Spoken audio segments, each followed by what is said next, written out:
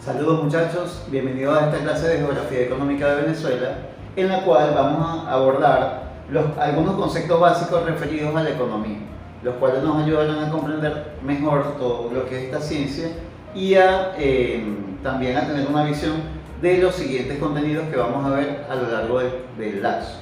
Les invito a estar bastante atentos y recuerden que cualquier duda la pueden plantear al final a través del foro o de los distintos mecanismos que disponemos para esto.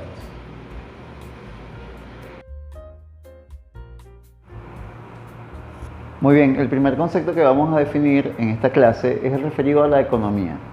La economía es una ciencia social que se encarga del estudio de cómo las sociedades o las comunidades, las personas, emplean los recursos naturales para producir bienes y servicios. También podemos definirla como el estudio de las relaciones sociales que afectan a los procesos de producción, distribución, consumo e intercambio de bienes y servicios. Que, como sabemos, la economía es fundamental para comprender las dinámicas que existen en la sociedad, sobre todo en cuanto al manejo de recursos y también en cuanto a los niveles de riqueza, niveles de pobreza, sustentabilidad, entre otros aspectos. Así que se considera una de las ciencias sociales más importantes y más influyentes en todas las demás áreas del conocimiento. También cuando hablamos de economía existen dos concepciones principales que son la microeconomía y la macroeconomía. Estas a su vez estudian de forma distinta los elementos y factores económicos.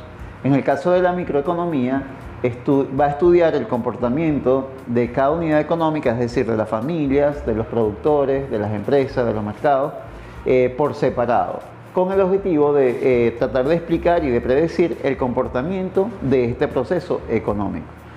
A su vez, la macroeconomía va a estudiar los fenómenos económicos de forma más global, haciendo énfasis en indicadores globales de producción, por ejemplo, el Producto Interno Bruto, la tasa de empleo, la tasa de desempleo, los índices de inflación, entre otros. Es decir, no es que estudian cosas distintas o son totalmente opuestas, sino que se refiere al ámbito que aplica para cada uno.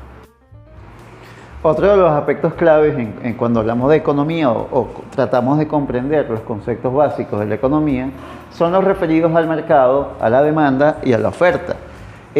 Cuando hablamos de mercado no nos referimos al sitio o al lugar en donde se realizan operaciones mercantiles o intercambio de bienes y servicios. Nos referimos más bien al conjunto de mecanismos mediante los cuales los compradores y los vendedores se interrelacionan e intercambian bienes y servicios por dinero. Esta dinámica va a ser marcada por lo que es la demanda y la oferta. La demanda se entiende como la cantidad que los compradores están dispuestos a adquirir de acuerdo a los precios, de acuerdo a la calidad, entre otros aspectos. Mientras que la oferta tiene que ver más con las cantidades que los productores o los vendedores, mejor dicho, están dispuestos a poner a la venta. También de acuerdo a pues la temporada, los precios, promociones, entre otros aspectos. Así que estos tres conceptos están íntimamente relacionados. De hecho, existe una ley de oferta y demanda que más o menos es la que viene a determinar los precios de los productos, entre otras cosas. Dos conceptos también muy aplicados sobre todo en la actualidad de Venezuela son el de inflación y el de hiperinflación. En el caso de la inflación nos referimos al aumento progresivo que se va generando en los bienes y servicios a lo largo de un tiempo específico. Generalmente se toma un año como referencia o también se pueden tomar trimestres o semestres. De hecho, en las economías del mundo, la inflación viene a ser un fenómeno más o menos normal en el que los bienes y servicios van aumentando su costo el precio con el paso del tiempo. Sin embargo, la inflación suele ser en valores bastante bajos, porcentajes que no pasan del 10% a nivel en cuanto a un mes. o a un año. En el caso de la hiperinflación, vamos a tener que es la subida descontrolada de los precios en una economía. Vamos a ver el caso de Venezuela, donde la inflación dejó de ser inflación y se convirtió en hiperinflación, llegando a índices acumulados actualmente de 60.000%. O sea, imagínense la cantidad en la que han aumentado el costo de los bienes y servicios y que por supuesto tiene a la economía del país altamente afectada. Se habla de hiperinflación en términos generales cuando la inflación llega a más de 1.000% o a más de 1.000% en un tiempo acumulado. Otro concepto clave referido a la economía o sobre todo a la macroeconomía de un país es el PIB o Producto Interno Bruto. Este se refiere a la totalidad de bienes y servicios que produce un país en un año y viene a ser determinado de la siguiente manera. Se suma todo el consumo a nivel de personas o personas jurídicas o personas naturales, todas las inversiones que se han producido en el territorio del país, todos los gastos también producidos, y se va a tomar en cuenta también la balanza comercial, que es la diferencia entre las exportaciones y las importaciones. Entonces todo este monto va a reflejar el Producto Interno Bruto o la producción del país. Existe también un concepto asociado que es el Producto Interno Bruto per cápita. Este simplemente es ese Producto Interno Bruto dividido entre la cantidad de habitantes del país. Este indicador no siempre va a ser objetivo, ya que existen países con altas diferencias a nivel económico o socioeconómico, donde a pesar de que el PIB per cápita o por persona sea alto, no quiere decir que eso se refleje directamente en la calidad de vida de los individuos de ese país. Muy bien, seguimos acá con los conceptos básicos de economía. En este caso abordaremos lo referido al crecimiento económico. Este tiene que ver con el aumento progresivo de los indicadores económicos de un país, que vienen a ser dados ya sea por la capacidad productiva, por la balanza comercial favorable o positiva, entre otros aspectos. También se supone o se presume que este crecimiento económico debería reflejarse en una mejoría significativa en la calidad de vida de las personas. Contrario a esto, tenemos también lo que es la recesión.